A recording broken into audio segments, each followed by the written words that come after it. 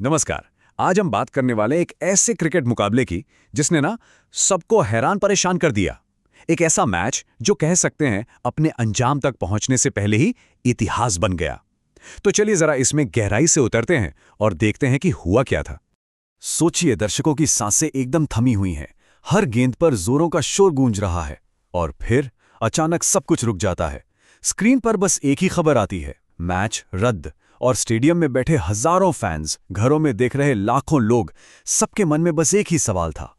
तो सबसे बड़ा सवाल यही है, आखिर हुआ क्या था? उस रात ऐसा क्या हो गया कि एक इतने हाई वोल्टेज मैच को बीच में ही रोकना पड़ गया? आइए इस पूरे वाक्य को परत दर परत खोलते हैं और इस अधूरी कहानी को समझने की कोशिश करते हैं। तो कहानी की शुरुआत होती है राजस्थान रॉयल्स की बल्लेबाजी से। भाई, उन्होंने मैच की शुरुआत ही कुछ ऐसे अंदाज में की कि लगा जैसे कोई तूफान आ गया हो। देखिए, रॉयल्स के ओपनर्स ने तो जैसे पहले से ही मन बना रखा था कि आज रुकना नहीं है। मुंबई के सबसे अनुभवी गेंदबाजों को भी पहले ही ओवर से बाउंड्री के बाहर भेजना शुरू कर दिया।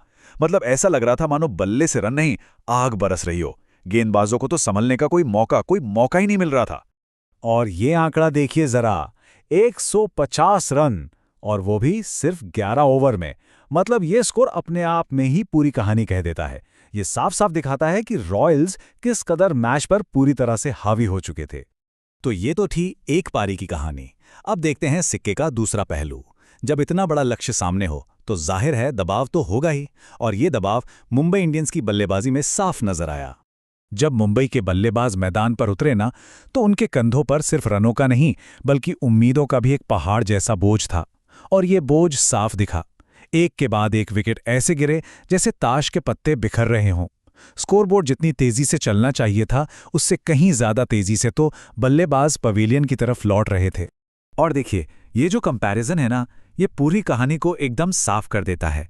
एक तरफ रॉयल्स की वो तूफानी शुरुआत और 150 रन, और दूसरी तरफ इंडियंस की टीम जो दबाव में पूरी तरह बिखरती हुई दिख रही थी। मैच ना बिल्कुल एक तरफा लग रहा था, लेकिन कहानी में असली ट्विस्ट तो अभी आना बाकी था।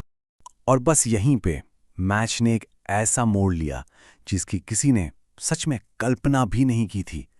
मैच को रोक दिया गया और वो अपने पीछे छोड़ गया एक ऐसा सवाल जिसका शायद कोई जवाब ही नहीं है। अब सवाल ये उठता है कि क्या मुंबई इंडियंस वापसी कर पाती? हम सब जानते हैं क्रिकेट अनिश्चितताओं का खेल है। तो क्या पता कोई एक बल्लेबाज क्रीज पर टिक जाता और मैच का पासा ही पलट देता? क्या कोई ऐसी पार्टनरशिप हो सकती थी जो रॉयल्स के खेमे में एक तरह से खलबली मचा देती? कुछ भी हो सकता था, है ना? या फिर ये सब सोचना ही बेकार है। जो दिख रहा था क्या वही हकीकत नहीं थी? मतलब जिस तरह से रॉयल्स ने डोमिनेट किया था, क्या ये सब सिर्फ एक फॉर्मेलिटी ही बची थी? क्या रॉयल्स की जीत पर मोहर लगना बस कुछ ही वक्त की बात थी? और आखिर में हम सब बस इसी एक सवाल के साथ रह जाते हैं।